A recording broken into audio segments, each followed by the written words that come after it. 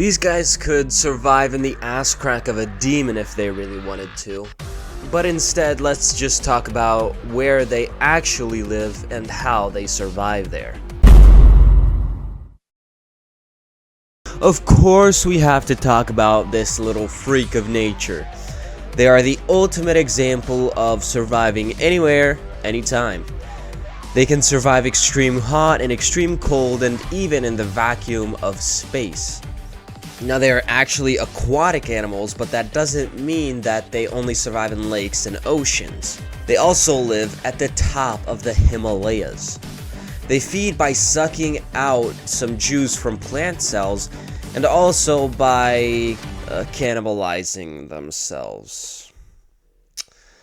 Anyways, the way they survive in these impossibly freakish environments is by going into a state called cryptobiosis. Oh god, no, crypto. It's crypto, bro. It's Logan Paul, bro. It's, I'm a crypto, bro. Nah, but in all seriousness, this state means that about 95% of its water that is stored in its body will be excreted. Its head and legs are retracted into its body, and it slows its metabolic rate down to a tiny fraction of what it normally is, allowing it to survive in places like space. They can remain in this state for just about 100 years, just floating around, not doing anything, not thinking about anyone. This is what most likely allowed them to survive multiple mass extinction events. Also, despite being so resilient, their antidote is just hot water. The Hadal Zone is the deepest part of the Mariana Trench, so it is the deepest part on Earth. From about 6,000 meters all the way to the bottom is what this zone encompasses. And a certain pretty weird-looking fish calls this place home. How do they survive under this extreme pressure? Well, I'm glad you asked. They have incompletely ossified bones, open skulls, and have no swim bladder.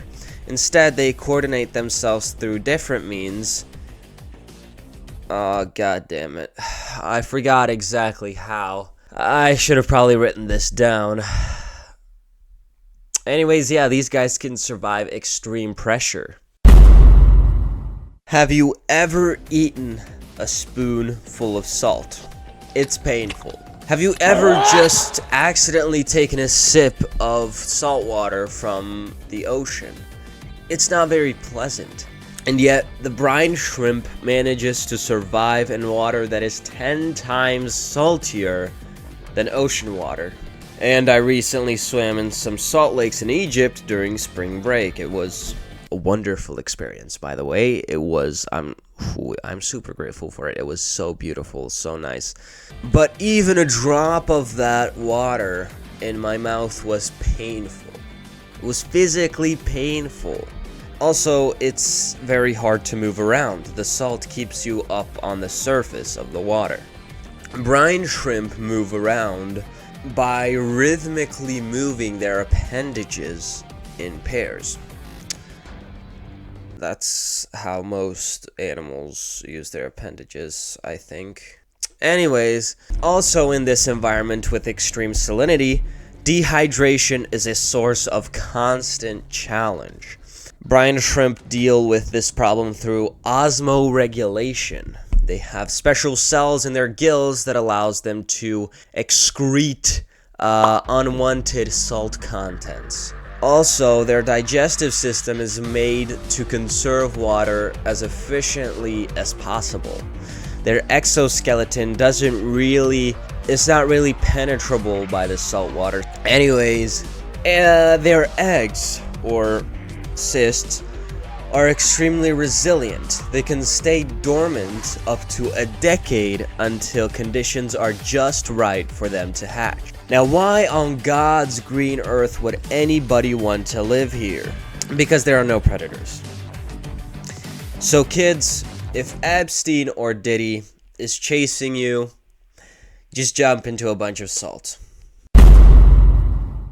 The Pompeii worm lives near hydrothermal vents that are located in the ocean, where it can get up to 80 degrees in Celsius or 176 degrees Fahrenheit for you Americanos. Now, they try not to keep their head in the hottest spots because that would be pretty painful. They try to keep their head out of the hottest zones in these vents, and their tail usually experiences the most amount of heat.